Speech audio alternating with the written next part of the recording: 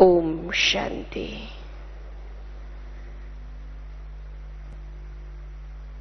बाबा के इस बगिया में आए हुए सभी भाई बहने, पहले तो आप सबका स्वागत है। आज के इस पैनल में स्वागत है, स्वागत है। दूसरी ओर आज हमारे साथ हमारे अनुभवी बाबा के साकार के हस्तों से पले हुए अनमोल रतन आज हमें बहुत से ऐसे अपने अनुभव सुनाने वाले हैं। तो सर्वप्रथम मैं आप सबका, हम सब भाई बहनों की ओर से हमारी दोनों दीदियों का अभिनंदन करते हैं, स्वागत करते हैं, स्वागत है। आज हमारे साथ जयपुर से सुषमा बेन जी, बनारस से सुरेंद्र बेन जी, दोनों हमारे साथ हैं। पहले तो मेरा सर्वप्रथम आपसे ये अनुरोध भी रहेगा कि आपने साकार को इन आंखों से देखा है जो सृष्टि का आदि पिता कहूं, या ये कह दूं जो प्रजा का पिता, उसके उनको इन आंखों से देखना और उनसे पालना लेना, ये अपने आप में ही बहुत बड़ी विशेषता है। तो पहले पहले तो मेरा आपसे ये अनुरोध रहेगा कि आप हमें ये बतलाएं, आप किस उम्र में ज्ञान में आए, और जब आप आए आपने कैसे समझा कि सचमुच यही हमारा पिता है, यही सब कुछ है, हमने जो पाना था वो पा लिया। कैसे आपने ये महसूसता की? तो ये सवाल मैं पहले पहले दे रही हूं हमारे साथ सुरेंद्र बेन जी को कि आप अपना परिचय कराते हुए ये बताएं, आप कब आए, कैसे इन आंखों ने बाबा को बाबा जाना, अपना माना। सुरेंद्र बेन जी। ओम शांति।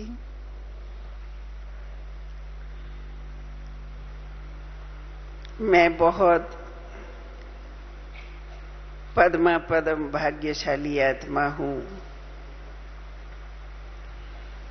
जिन्होंने अपने साकार बाबा को इन आंखों से देखा और उनकी प्यार भरी पालना ली।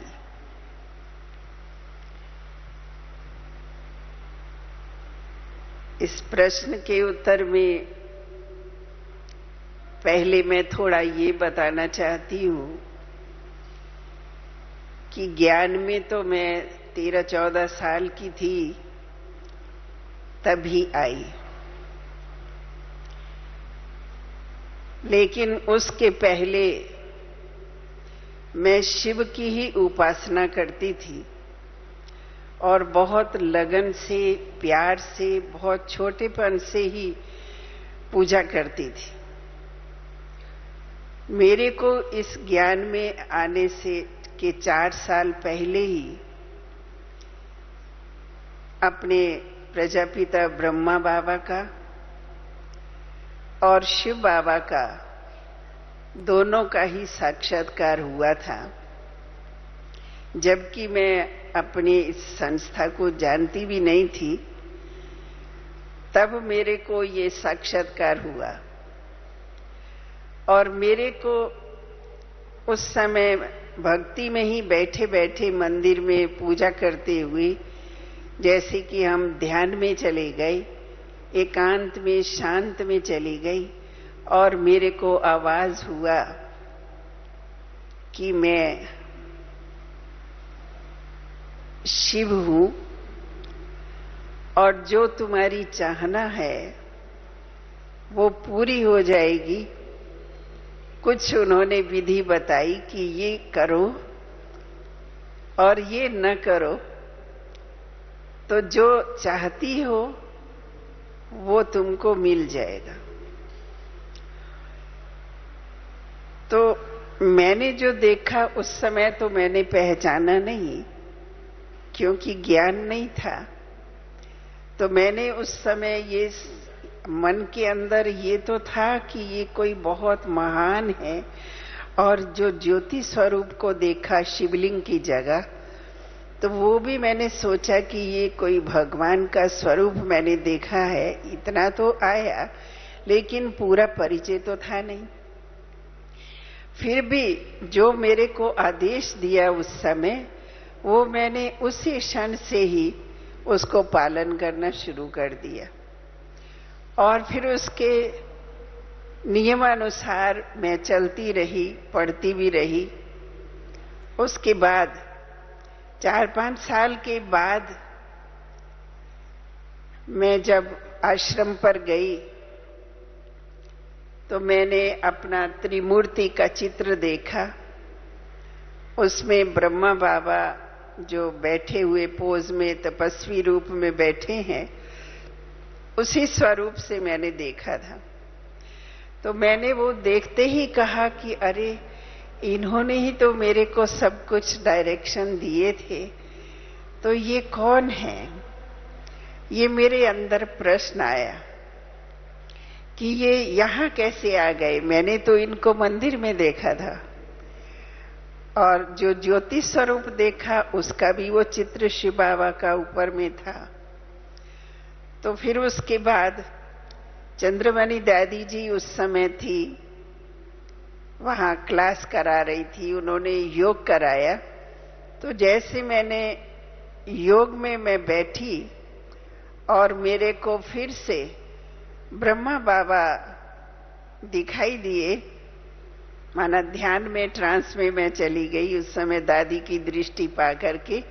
और फिर मेरे को कहा कि बच्ची, मैंने तो तुमको पहले ही दिखाया था, लेकिन उस समय आप नहीं समझ पाई। मैं शिव हूं और ये मेरा साकार तन प्रजापिता ब्रह्मा है। इसके द्वारा ही मैं आकर के नई दुनिया की स्थापना का कार्य करा रहा हूं, और अब इसको नहीं भूलना। मेरे को फिर ऐसा कहा, और अब तुमको जो चाहना थी वो उसको आप पूरा कर सकती हो, और तुम्हें वो सब मिल जाएगा। मेरी चाहना कुछ और नहीं थी। मेरी चाहना यही थी कि हे भगवान, मुझे साधारण ऐसे क्यों बना दिया? मेरे को देवी क्यों नहीं बनाया? मेरे को देवी बना दो, बस मंदिर में पूजा करके। तो मैं यही सिर्फ कहती थी। तो मेरे को कहा कि तुम्हारी ये सब इच्छा पूरी करने ही मैं आया हूं। तो ऐसे जब फिर मैं ध्यान से उतरी, तो दादी जी ने मेरे को प्रश्न पूछा कि आप कहाँ गई थी? तो मैंने उनको अपना सारा अनुभव सुनाया कि दादी, मैंने तो ऐसा देखा, बाबा ने मेरे को पहले भी दिखाया था, इस बाबा को तो मैंने पहले भी देखा है, और आज मेरे को फिर बाबा ने ऐसा कहा है। तो माना जब मैंने पहले साक्षात्कार में ही देखा, पहले भक्ति में देखा, उसके बाद आश्रम पर आने के बाद देखा, फिर जब साकार बाबा से मिले तो उनको देखते हुए ही ऐसा लगा कि हम कोई व्यक्ति के सामने नहीं खड़े हैं, लेकिन भगवान के ही सामने खड़े हैं। क्योंकि ब्रह्मा बाबा का व्यक्तित्व ही ऐसा था, जैसे कह रहे कि होनहार वीरवान के होते चिकने पात। तो जो महान आत्माएं, श्रेष्ठ आत्माएं होती हैं, उनके स्वरूप में ही झलकता है। तो भगवान के जितने गुण हैं कि वो ज्ञान का सागर है, शांति का सागर है, दया का सागर है, कल्याणकारी है। ये सब गुण बाबा में हम सभी देखते थे। तो साकार बाबा इतने प्यार से हर एक आत्माओं की, चाहे कोई बच्चे हो, चाहे जवान हो, चाहे बूढ़े हो, किसी भी वर्ग के, किसी भी जाति के हो, लेकिन बाबा उतना ही प्यार देते, एक जैसा, एक समान सबको प्यार देते। और वो स्नेह भी कोई लौकिक स्नेह की तरह से नहीं अनुभव होता था। अलौकिक स्नेह, भगवान का जो प्यार होता है, वो अलौकिक स्नेह उनके द्वारा मिलता था, अनुभव होता था। और यही अनुभूति होती थी कि यही भगवान है, इस तन के अंदर बैठा हुआ ये भगवान ही है, भगवान के ही ये कार्य चल रहे हैं। और उसी समय से हमने ये निश्चय किया कि अब भगवान का जो कार्य चल रहा है, मैं भी अपना तन मन धन इसी में ही लगा करके भगवान की जो उम्मीदें हैं, जो उनकी आशाएं हैं, या जो उनके कर्तव्य हैं, उनको मैं पूरा करूंगी। बहुत अच्छा। सचमुच कैसे बाबा ने अपने रत्नों को चुना है, एक एक को चुना है, ये आज आपके भी अनुभव से जानने को मिला। भगवान ने पहले आपको चुना, आपने फिर उन्हें पहचाना कि ये भगवान का ही रूप है, भगवान ही है। और ज्ञान में आने से पहले एक बहुत बड़ी इच्छा, तमन्ना, मैं भी देवी बन जाऊं। तो बाबा कहते ना, यहीं की आत्माएं कैसे निकल निकल के आती, क्योंकि देव स्वरूप रही। अब मैं फिर यही प्रश्न आगे की ओर बढ़ाती हूं सुषमा बेन जी से। आप भी उस बाल्यावस्था में आई, कैसे आपने इस धरा पर ये कहें ज्ञान की भूमि पे कदम रखा, और कैसे समझा ये भगवान का कार्य है, कैसे उसको, बाबा को अपने बाबा माना? आपका अपना अनुभव, वो प्रारंभिक स्थिति का, जब आपने पहली बार बाबा को देखा, अपना परिचय उस रूप से देते हुए हमें सुनाएंगे सुषमा बेन जी। ओम शांति।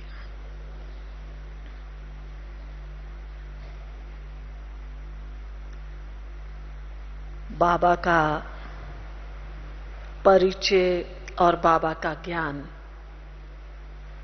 1958-59 में अंबाला में हमें मिला, जब मेरी आयु केवल 5-6 वर्ष की थी।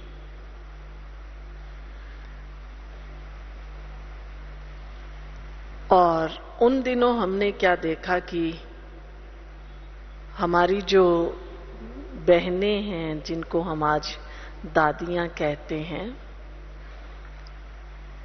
उस जमाने में ब्रह्मा कुमारीज का बड़ा विरोध हुआ करता था।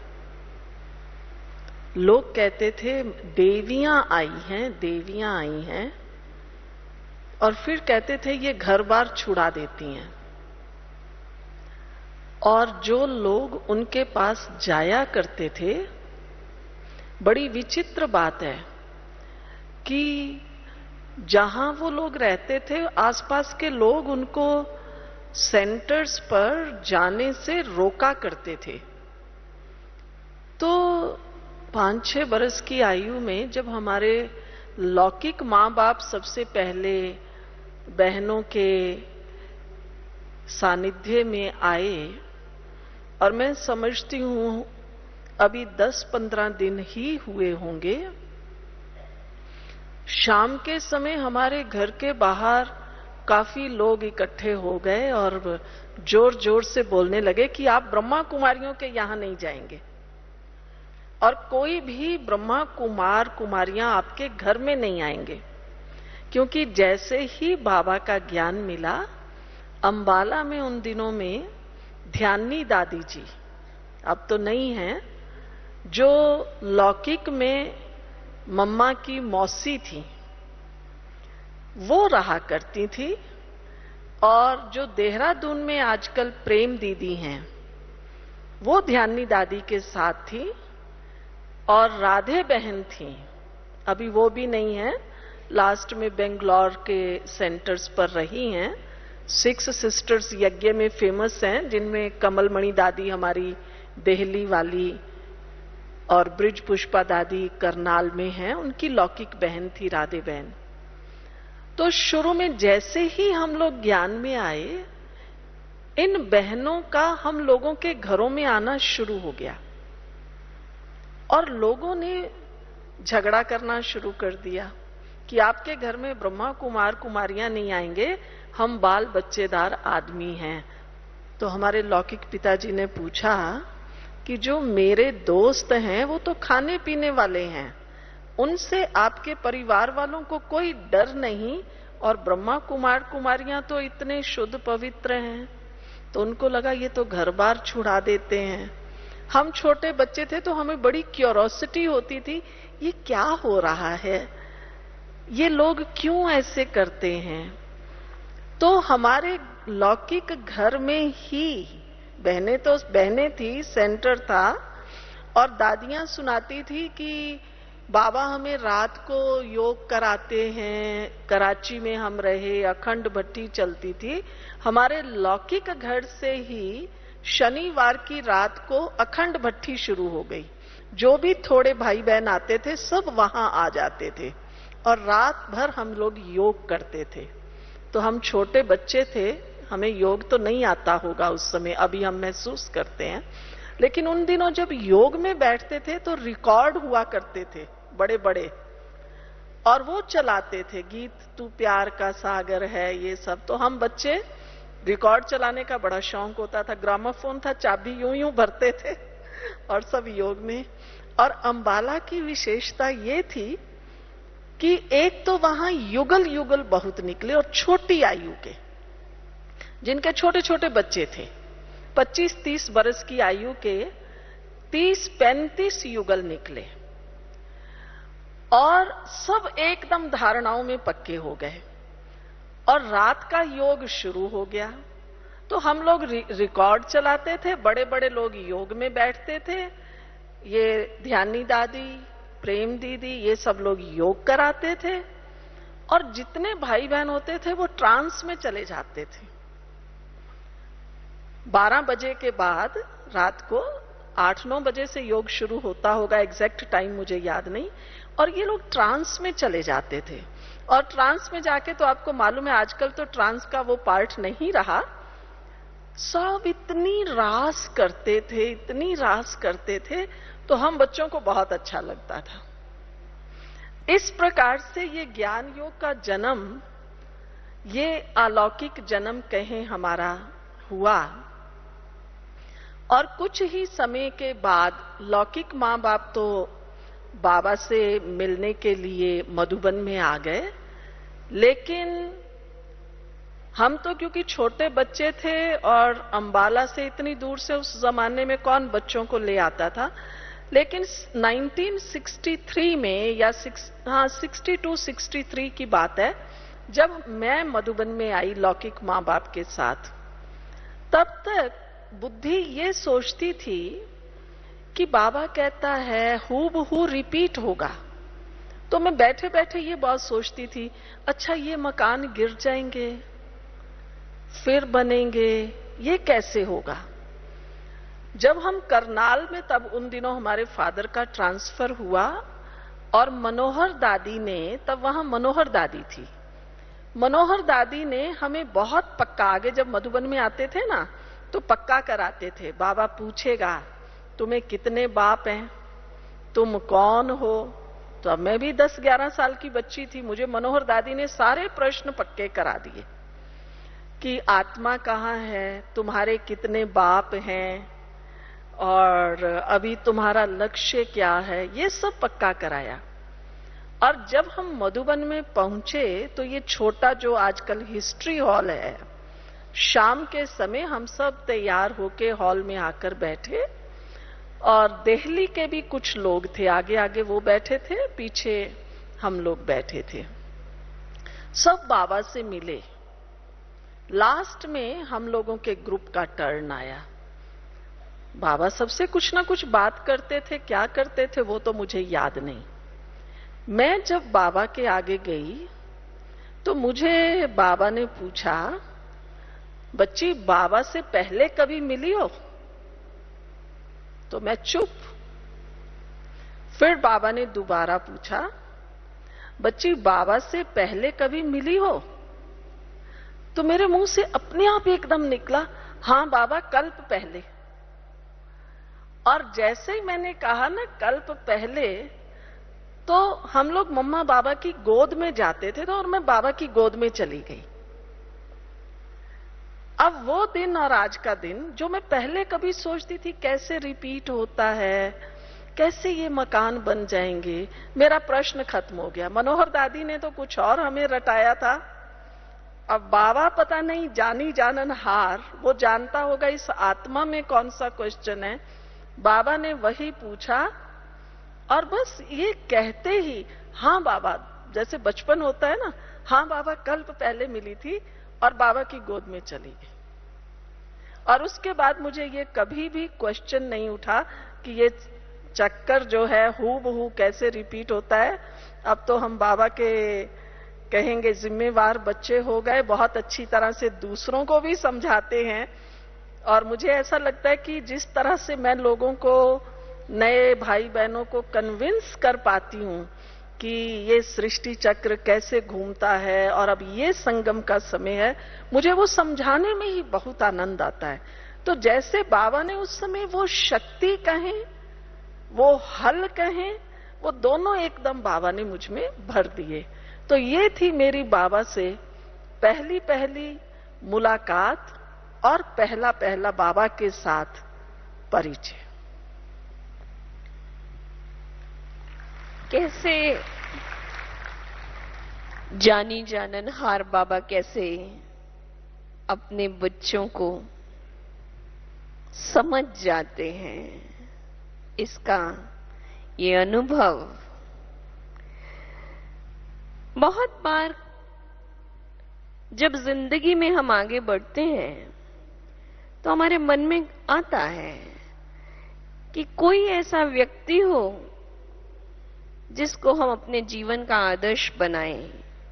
तो आपने भी जब बाबा को देखा, मेरा अनुरोध है सुरेंद्र बहन जी से कि आपने भी जब बाबा को देखा तो कौन सी ऐसी विशेषता ने, बाबा की विशेषता ने आपको आकर्षित किया जिससे आपने बाबा को अपना मान लिया, लक्ष्य बना लिया और जीवन समर्पित करने का फैसला कर लिया? ऐसी कौन सी विशेषता थी जो आपके अंदर एकदम घर कर गई, जो आप अपना जीवन सफल करने के लिए तैयार हो गए?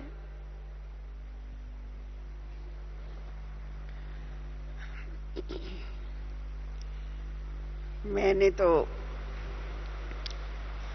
सबसे पहले, जैसे कि हमारी सुषमा बहन ने भी बताया कि हिस्ट्री हॉल में हमारा सबसे बड़ा हॉल, पहला हॉल वही था जिसमें हम लोग सभी बाबा से मिला करते थे। तो बाबा से जैसे मिले और ऐसे लगा कि ये जन्म जन्मांतर से जो मैं पाना चाह रही थी वो भगवान मुझे मिल गया। और बाबा को देखते ही, उनकी दृष्टि पड़ते ही जैसे हमारे ऊपर शांति की बौछार हो रही है, खुशी, इतनी मन के अंदर आ रही थी कि जो आप अभी तक कहीं भी मिली नहीं थी। उसके साथ साथ बाबा को जब देख रहे थे, दृष्टि ले रहे थे, तो बाबा के यहाँ मस्तक पर इतना बड़ा, जैसे कि अंदर कोई लाइट का बल्ब जल रहा हो, ऐसा हमने देखा। और अंदर में ये प्रेरणा आई कि इस तन में इस समय मैं बैठा हूं। तो मुझे जो मैंने पहले बताया कि मैं पहले ही साक्षात्कार की थी, तो इसलिए फिर मुझे ये दृढ़ विश्वास हो गया कि मैंने तो यहाँ आने से पहले ही ये देखा है। कोई यहाँ आने के बाद यहाँ के प्रभाव से मैंने बाबा को देखा हो और उस पर प्रभावित हुए हो, ऐसी नहीं है, लेकिन पहले ही देखा है। इसलिए बाबा को जब मैंने देखा तो लगा कि जो मैंने पाना था वो पा लिया और जो मिलना था मेरे को वो मिल गया। अब इसके बाद अभी हमको और कुछ संसार में नहीं चाहिए, क्योंकि जो चाहना थी, तमन्ना थी भगवान से मिलने के लिए, तो वो मुझे अनुभूति हुई कि बस जो मिलना था सो मिल गया। तो इसलिए उस समय मेरे को ऐसा लगा कि बाबा ने दृष्टि से ही मेरे अंदर सब कुछ भर दिया और इतना प्यार बाबा ने दिया, इतना प्यार दिया जो मैं समझती जन्म जन्मांतर की जो ईश्वर का प्यार पाने की इच्छा थी वो पूरी हुई और संतुष्टि हुई। और उसके बाद ऐसा लगा कि अब इसके अलावा और कोई भगवान होता ही नहीं है, भगवान यही है और इसी तन में आया हुआ है भगवान, और मैं भगवान से ही बात कर रही हूँ। भगवान ही मेरे को इतना स्नेह दे रहा है और मेरी जो जिम्मेवारियां हैं, जो आगे हमको जो कार्य करने हैं, वो मुझे सौंप रहे हैं। तो जैसे कहा कि बाबा जानी जाननहार है, वो पहले से ही जानते हैं कि किन बच्चों के द्वारा क्या क्या कार्य उनको कराना है। तो बाबा ने मुझे कहा कि बच्ची तुम्हें बनारस जाना है और बनारस जाकर के जो बड़े बड़े विद्वान हैं और बड़े बड़े महामंडलेश्वर हैं, शंकराचार्य इत्यादि हैं, तो ऐसे बड़ों बड़ों को तुमको मेरा परिचय देना है। तो पहले तो मैंने मन में सोचा कि ये इतना बड़ा कार्य बाबा मेरे से कैसे कराएंगे। तो ऐसे भक्ति में और अन्य साधु महात्माओं को भी देखा था,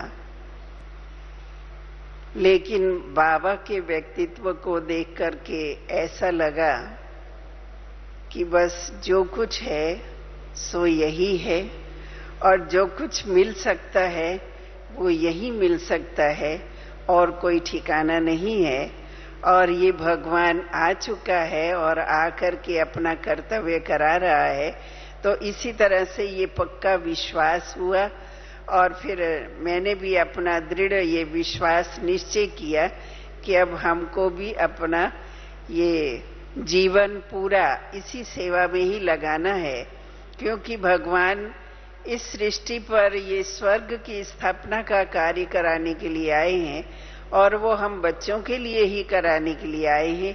तो हमारा भी फर्ज है कि जिनको इतना पुकारा, जिनका इतना आवाहन किया, जिनको मिलने की इतनी इच्छा थी और वो स्वयं भगवान मेरे सामने है, तो इसलिए मेरा भी फर्ज है कि ये जीवन जो है वो इसी सेवा में, ईश्वरी सेवा में ही हम लगाएंगे। ऐसा समझ करके हमने ये पक्का निर्णय किया और बाबा ने जो आदेश दिया उस अनुसार फिर हम बनारस में जाके ये बृहद सेवाएं करनी शुरू किए। और एक सेकंड के लिए तो संकल्प आया, वो भी मैंने बाबा से कहा नहीं कि बाबा मैं इतने बड़े बड़े, हम लोग कोई संस्कृत पढ़े हुए नहीं हैं, तो कैसे इतने बड़ों बड़ों की जाके महामंडलेश्वर और जगत गुरुओं की सेवा करेंगे। तो मैंने बोला नहीं, लेकिन बाबा ने अपने आप ही अंदर की बात को जान करके कहा कि बच्चे वो सब कागज के शेर हैं, उनमें कुछ नहीं है।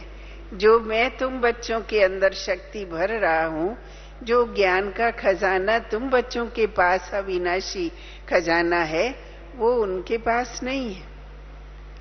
इसलिए तुम्हें ये अमूल्य जो ज्ञान का खजाना है, जो उनके पास नहीं है, वो तुम्हें उनको जाकर के देना है और उनको जगाना है।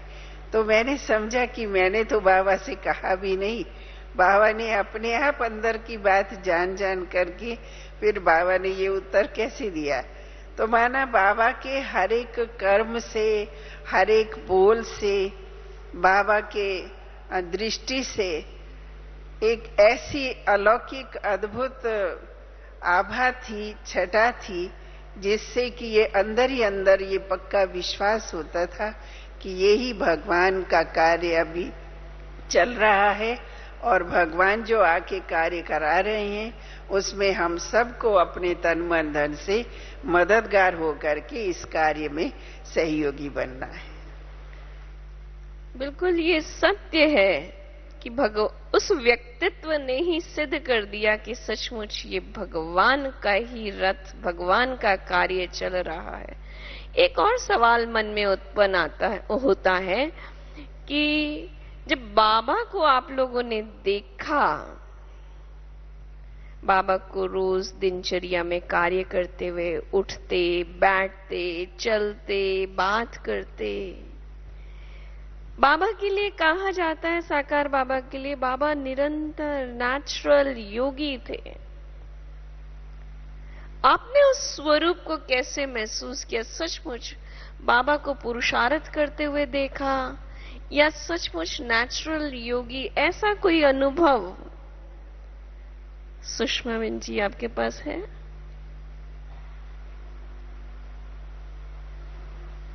मैंने मम्मा को भी देखा और बाबा को भी देखा, लेकिन मम्मा और बाबा का पुरुषार्थी स्वरूप नहीं देखा। मैं अभी भी कई बार कोशिश करती हूं, जैसे हम लोग अगर पुरुषार्थ करते हैं या जैसे योग भट्ठी में है तो लगेगा जैसे हम योग भट्ठी कर रहे हैं, मनन चिंतन कर रहे हैं, हमारे चेहरे से पुरुषार्थ का स्वरूप दिखाई देता है। लेकिन मम्मा बाबा से कभी पुरुषार्थ का स्वरूप नहीं दिखाई दिया, लेकिन मम्मा बाबा से उनको ये नशा था, वो नशे की अनुभूति मुझे बहुत गहन है। बाबा को ये नशा था, मैं कल जाकर ये बनने वाला हूं। अगर आप में से जिन्होंने छोटा हॉल, अपना हिस्ट्री हॉल मधुबन का देखा है, अपन फर्स्ट गेट से एंटर करते हैं, इधर स्टेज है, बाबा बीच की गद्दी पर बैठते थे और जिधर भाई बैठते हैं उधर लक्ष्मी नारायण का ट्रांसलाइट का चित्र है और उसके ऊपर एक श्री कृष्ण का भी ट्रांसलाइट का चित्र है। और मुझे बाबा की वो एक्टिंग और बाबा का वो नशा बहुत, अभी तक बहुत पिक्चर क्लियर है। बाबा ऐसे कहते थे, बच्चे मैं कल जाकर ये मिचनू मिचनू जैसे नहीं किसी को बहुत खुशी होती है अंदर से, बाबा कहता था बच्चे मैं ये मिचनू मिचनू बनने वाला हूं। जैसे आपका कोई नई आज ड्रेस बन के आए, जैसे बच्चे को आप कोई नया कपड़ा लेके दें, बच्चा कितनी खुशी से वो पुराने को खोल के नया पहनता है। तो ऐसा लगता था, आप कभी साकार मुरलियां ध्यान से पढ़ेंगे तो आप पाएंगे बाबा को बिल्कुल ये स्पष्ट अनुभूति थी, ये पुराना शरीर छोड़ेंगे और ये नया शरीर धारण करेंगे। तो बाबा इतना, मम्मा बाबा मैंने दोनों को देखा, एकदम इस नशे से भरपूर थे। आज तो अव्यक्त बाबा हमें कहते हैं बच्चे अपने स्वमान को याद रखो। भाई बहन स्वमान याद करने को मुश्किल समझते हैं, कोई कोई कहते हैं हम 50 बार लिख रहे हैं, 21 बार लिख रहे हैं, अच्छा बैठे हैं। मम्मा बाबा को नेचुरल ये नशा था, हम कल जाकर भविष्य में ये विश्व के मालिक बनने वाले हैं। तो मम्मा बाबा को मैंने पुरुषार्थी स्वरूप में कभी नहीं देखा, लेकिन नशे का उनका जो स्वरूप था वंडरफुल था।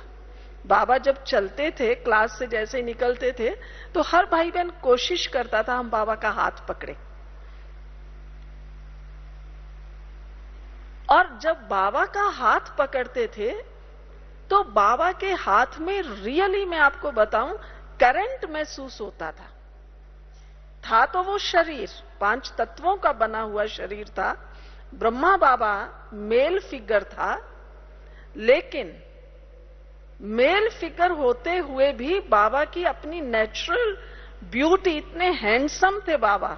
और इस आयु में आप सोच लीजिए 63 में बाबा की आयु क्या होगी, क्योंकि 69 में तो बाबा अव्यक्त भी हो गए।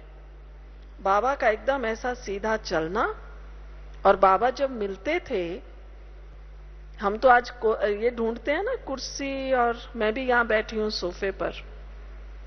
बाबा छोटे हॉल में ऐसे नीचे आके बैठते थे और बाबा कहते थे आओ बच्चे, आओ बच्चे। और बाबा जब उठते थे तो ऐसे नहीं, हम तो कुर्सी से उठते हैं तो भी ऐसे ऐसे हाथ हिलाते हुए, बहुत पता नहीं कितने पोज बनाते हैं तो उठते हैं। बाबा एकदम ऐसा सीधा, एकदम ऐसे उठ जाते थे।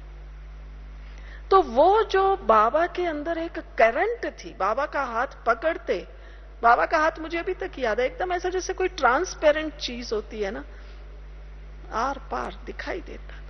इतना बाबा ने उस स्वरूप की, जैसे सुरेंद्र बहन कह रही थी यहां मस्तक में बाबा के, आप बाबा का अगर अभी भी चित्र ध्यान से देखें पीछे, बाबा का मस्तक में ऐसे एकदम सूर्य सा दिखाई देता है। ये कोई आर्टिस्ट ने बनाया हुआ नहीं है, रियली बाबा का ऐसा दिखाई देता था। और बाबा का हाथ पकड़ते थे तो ऐसा करंट आता था एकदम। तो जो बाबा अभी हमें कहते हैं बच्चे नेचुरल योगी, तो हमने ये देखा मम्मा और बाबा नेचुरल योगी। मम्मा की अगर आप कभी मुरली सुने, अभी भी कई कैसेट्स मिलती हैं, तो आप मम्मा की आवाज सुनेंगे ना तो बड़ी ऐसी शेरनी, बाबा कहता था, साकार बाबा कहते थे ये देखो शेरनी जो है गरज रही है। मम्मा की आवाज बहुत बुलंद थी, लेकिन मम्मा की आवाज ज्ञान सुनाने में जितनी बुलंद थी, मम्मा एकदम क्वाइट, इतना शांत गंभीर रहती थी एकदम। जो खाली समय है, भाई बहनों से मम्मा मिलेगी, मुरली चलाएगी, जो भी बात है उसका जवाब देगी, और उसके बाद मम्मा के पास जहां बैठी है ना, मम्मा ऐसे मुरली रहती थी। समय खाली है तो मैंने देखा मम्मा को मुरली पढ़ते हुए भी देखा, और एकदम शांत। जो बाबा हमें कहता है एक्सरसाइज करो 5 स्वरूपों की, 3 स्वरूपों की, उस जमाने में मैंने देखा मम्मा एकदम इतनी गहरी डीप साइलेंस में। कई कहते थे मम्मा हमें ना आपकी बहुत याद आती है। तो आपको पता है मम्मा क्या कहती थी? मम्मा हमेशा कहती थी अपनी चमकीली मां को याद करो। आज ज्योति बिंदु, पहले तो हम ऐसे ही कहते थे बाबा कैसा है, शिव बाबा कैसा है, तो ऐसे समझाया करते थे अंगूठे आकार है। तो कई लोग हंसते थे, ये पता नहीं क्या ज्ञान सुनाती हैं, ब्रह्मा कुमारियां अंगूठा दिखाती हैं, अंगूठे आकार है। बहुत समय के बाद साकार बाबा ने ये स्पष्ट किया, साकार में बाबा एकदम पॉइंट ऑफ लाइट है, और मम्मा तो पॉइंट ऑफ लाइट बाबा है, उसकी इतनी गहराई में। और वो स्वरूप मुझे याद है एकदम। सब चले गए, मम्मा अपने कमरे में है।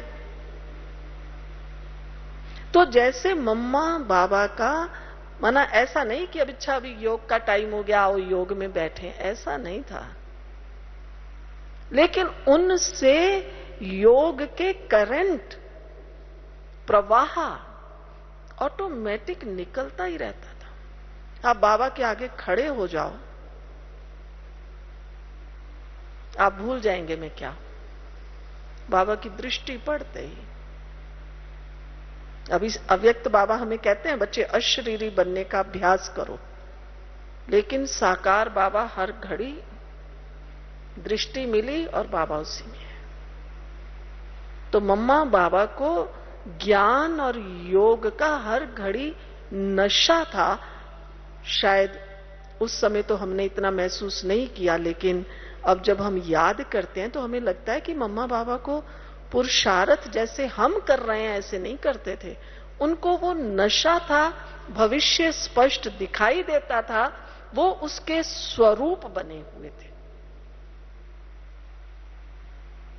अभी अभी सुषमा बहन जी कह रही थी कि बाबा के आके खड़े होते थे और भूल जाते थे जैसे सब कुछ। ऐसी क्या विशेषता थी? ये बात बहुत सुनी है हमने अपनी दादियों से कि बाबा के आगे आते थे, बहुत से सवाल लेकर के मन में आते थे और बाबा के आगे खड़े होते ही सारे सवाल जैसे गायब हो जाते थे। तो ऐसी क्या चीज थी सुरेंद्र बहन जी जो बाबा के पास खड़े होते ही हम सब कुछ भूल जाते थे, पूछना चाहते थे भूल जाते थे, जो कुछ कहने आते थे बाबा के आगे वो भूल जाते थे और बाबा को ही देखते रह जाते थे? ऐसी क्या खास बात थी? मैं तो ऐसा समझती हूँ कि बाबा की दृष्टि में ही इतनी शक्ति थी जो बाबा को बोल करके कुछ कहने की आवश्यकता नहीं पड़ती थी।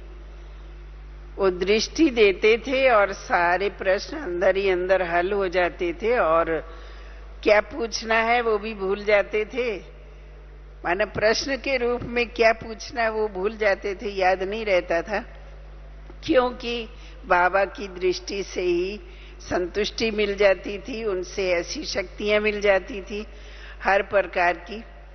इसलिए और बाबा के अंदर हमने और भी बहुत कुछ देखा कि जैसे और साधु संतों में अभिमान होता है, लेकिन वो कभी भी नीचे नहीं बैठ सकते हैं, अपने शिष्यों के साथ में सदा ऊंचे ही बैठते हैं। परंतु हमारे बाबा कभी भी ऊंचे नहीं बैठते थे। हाँ, क्लास के टाइम में तो बाबा कहते थे बच्चों का मुखड़ा देखने के लिए कि बच्चे ध्यान से सुन रहे हैं कि नहीं, इसलिए थोड़ा संदली पर थोड़ा सा ऊंचा बैठना पड़ता है। लेकिन वैसे बाबा हम सब के साथ बैठ करके ब्रह्मा भोजन भी करते थे और खेलते भी थे। इतनी बड़ी आयु होते हुए भी इतने एक्टिव थे, अलर्ट थे बाबा। बैडमिंटन तो बहुत अच्छा बाबा खेलते थे। एक बार एक बहुत बड़ा खिलाड़ी आया और बड़ी खुशी खुशी से भाई लोग उनको लाए कि बाबा ये तो बहुत बड़ा खिलाड़ी है, आपके साथ खेलेगा। तो बाबा ने कहा हाँ आओ बच्चे आओ। बाबा खेल ही रहे थे बच्चों के साथ। तो इतने में देखा कि बहुत थोड़ी देर में ही वो हार गए, बाबा से वो जीत नहीं सके। माना वो लड़के टाइप के थे और बाबा इतने बुजुर्ग, लेकिन फिर भी क्योंकि उनके अंदर डबल इंजन है, डबल शक्ति है, इसलिए बाबा उसमें उसको भी जीत लिए। और इसी तरह से कई ऐसे असंभव कार्य होते थे जो बाबा उसको दृष्टि से ही कर देते। मैंने एक बार देखा, यहाँ ऊपर पांडव भवन में है, एक जगह टंकी चढ़ानी थी पानी वाली और वो बहुत भारी थी, बहुत लोगों के लगने पर भी वो चढ़ नहीं रही थी, ऊपर ऊंचाई ज्यादा थी। तो सभी बाबा को बुला के लाए कि बाबा ये कार्य तो हो नहीं रहा। उस समय ये क्रेन या मशीनें इससे तो कुछ होती नहीं थी, अपने ही मेहनत से सब काम करते थे भाई बहने। तो बाबा आकर के अपने दरवाजे के अंदर सिर्फ खड़े हुए और दृष्टि दिए 2 मिनट और कहा हाँ बच्चे चलो उठाओ। बस ऐसे कहा कि वो टंकी ऊपर पहुंची। माना इतनी आसानी से वो सब लोग उठा करके ऊपर रख दिए, जैसे लगा कि अपने आप ही वो टंकी उड़ करके ऊपर पहुंच गई। ऐसे बहुत सारे कार्य देखे। फिर बाबा को कोई भी तरह का अभिमान नहीं था। जो स्थूल कार्य है, सब्जी काटना है, रोटी बनाना है, सब्जी बनाना है, किचन में जा जा करके बाबा कर करके हम सब बच्चों को सिखलाते थे। तो कर्म करते हुए भी कैसे बाबा योगी थे और उन्होंने हम सबको भी यही सिखाया कि ये भले रोटी बना रहे हो लेकिन इसके साथ साथ सृष्टि चक्र को घुमाते रहो। क्योंकि इतने बड़े बड़े वो तवे होते थे जिसमें इकट्ठी रोटियां बनती थी। उस समय तो लकड़ी पर खाना बनता था बड़े बड़े चूल्हे पर। तो वो रोटियां सब लोग नहीं उसमें बना सकते हैं, जल जाएगी, कोई कच्ची रह जाएगी। लेकिन बाबा खड़े होके बताते थे कि बच्चे जैसे सृष्टि चक्र घुमाते हो ना, इसी तरह से सृष्टि चक्र घुमाओ। माना उन रोटियों को ऐसे ऐसे घुमाते रहो तो सब बराबर रीति से पक करके रहेगी, न कोई कच्ची रहेगी न कोई जलेगी। तो इस तरह से बाबा अपने हाथ से स्वयं करके सिखलाते थे। ऐसे नहीं है कि वो ये सोचे कि मेरे तन में भगवान आया है तो मेरे को ये सब थोड़ी करना है, ऐसा नहीं था। बाबा हमेशा नम्रता से अपने बच्चों को अपने से भी ऊंचा महान समझ करके चलाए, और अपने से भी आगे बाबा कहते थे मेरे बच्चे मेरे से भी आगे हैं। ऐसा सभी को उमंग उत्साह दिलाते हुए बाबा हम सब की परवरिश करते रहे और हम सबको आगे बढ़ाए। बाबा सरल चित्त थे, बाबा नम्र चित्त थे, बाबा कर्म के द्वारा शिक्षा देते थे। तो जब कर्म से बाबा सिखाते थे, बात करते करते बाबा शिक्षा देते थे, ज्ञान सिमरन करना सिखाते थे कर्म के द्वारा कि सृष्टि चक्र को घुमाओ, तब उस समय अंदर में फीलिंग साधारण व्यक्ति बोल रहा है, भगवान बोल रहा है, सृष्टि के आदि पिता है, क्या महसूसता रहती थी? ऐसा लगता था कि ये व्यक्ति बहुत अलग है, सृष्टि का आदि पिता है, भगवान है, या लगता था अपना ही पिता है, अपना ही कोई है? कैसे आप लोग उनके साथ इतना समीप स्नेह में भी समाये और उस ऊंची स्थिति, उस ऊंची फीलिंग में रह पाए कि ये सचमुच कोई बहुत ऊंची हस्ती शक्ति है? सुषमा बहन जी, उस समय तो शायद हमने ये नहीं फील किया होगा कि ये प्रजापिता ब्रह्मा है, आदि पिता है, लेकिन क्योंकि आयु भी छोटी थी, ज्ञान की कोई गहराई नहीं थी। लेकिन हाँ, अभी महसूस करते हैं कि जो कुछ हमने उनके सानिध्य में, सुरिंदर बहन सुना रही थी, और अव्यक्त बाबा के कई शब्द आपको भी याद होंगे। बाबा जैसे अभी भी कहते हैं एक नामी, इकोनॉमी, तो उन से कार्यों से मैं महसूस करती हूँ। साकार बाबा एक बार मधुबन में हम लोग थे, तो कुछ उन दिनों सर्दी बहुत होती थी, रुई, पुरानी रुई कोई तकिए और रजाई गद्दे की, तो एक तरफ बरामदे में वो रखी हुई थी। बाबा ऐसे राउंड पे सवेरे शाम निकलते ही थे। बाबा ने कहा बच्चे ये रुई, तो एक बहन ने कहा बाबा ये पुरानी रुई है ना, तो थोड़ी जुड़ गई है, इसको भेजेंगे तो उसको पिंजवा करके फिर से नए तकिए और गद्दे भरेंगे। आप जानते हैं बाबा ने क्या किया होगा? बाबा ने कहा बच्चे अरे इसको कहां भेजेंगे? बाबा ऐसे ही खड़े खड़े बाबा ने वो रुई को, देखो बच्चे कैसे कैसे वो कैसे, जिनको आप में से जिनको अनुभव होगा, आजकल तो बने बनाए गद्दे और तकिए सब मिलते हैं और फाइबर के होते हैं। लेकिन बाबा ने कहा देखो बच्चे, तो बाबा के साथ जो खड़े होते थे वो क्या करेंगे? बाबा ने ऐसे ऐसा ऐसा ऐसा रुई को किया, मैं समझती मुश्किल से 10 से 1 मिनट लगे होंगे, और जो भाई बहन थे वो भी ऐसे ऐसे, और सारी रुई क्या हो गई? अपने आप ही एकदम सारी फ्रेश। माना कैसे इकोनॉमी का बाबा ने हम लोगों को प्रैक्टिकल में बाबा ने दिखाया, ऐसे ऐसे ऐसे ऐसे, मुझे अभी भी ऐसे ऐसे ऐसे ऐसे ऐसे किया, और सारी रुई एकदम। बाबा ने कहा अरे देखो बच्चे कितनी अच्छी बाबा ने रुई बना दी। फिर कैसे भरा होगा क्या, वो मुझे कुछ याद नहीं, लेकिन ये दृश्य मुझे याद है। एक बार सब्जी, सवेरे क्लास के बाद सब वहां बैठ के सब्जी काटते थे, तो बाबा 10 बजे जैसे राउंड पे, बाबा ने कहा अच्छा बच्चे सब्जी कट गई। तो उस दिन पालक साफ हुआ था, माताएं पालक साफ कर रही थी, हम लोग भी खड़े थे। बाबा ने कहा बच्चे ये पालक साफ हो गया? सब बहुत खुश, क्योंकि बाबा राउंड पे है, बाबा खड़ा है। सब माताएं कहती हाँ बाबा पालक साफ हो गई, पालक कट गई। तो बाबा ने कहा ये बाबा ये तो पालक का कचड़ा है, हमारे घरों में ये भी आती है ना पालक, अपन क्या करते हैं अच्छी अच्छी निकाल लेते हैं और बाकी कचड़े में। तो बाबा ने कहा अच्छा। तो बाबा वहीं बैठ गए, और बाबा ने जिसको माताओं बहनों ने कचड़ा समझ के कि ये तो फेंक देंगे, खराब है, तो बाबा ने एक एक पत्ता निकाल निकाल के उसमें से और इतनी पालक और निकाल दी। बाबा ने कहा, बच्चे मालूम है ये बाबा के गरीब बच्चों की पाई पाई है, इसको वेस्ट नहीं करना है। तो बाबा इतना छोटी छोटी बात पर ध्यान देते थे, कोई वेस्टेज भी ना हो और सफल हो। कैसे सफल करें, कैसे भाग्य बनाएं, ये सब बाबा ने, हम तो बहुत छोटी आयु में मिले, कम समय बाबा को देखा, लेकिन बहुत सी ऐसी बातें मुझे याद हैं जो उन दिनों 8-8 दिन 10-10 दिन रहते थे। उस 8-10 दिन में जो हमने देखा, सचमुच वंडर है कैसे बाबा बच्चों का भाग्य बनाते।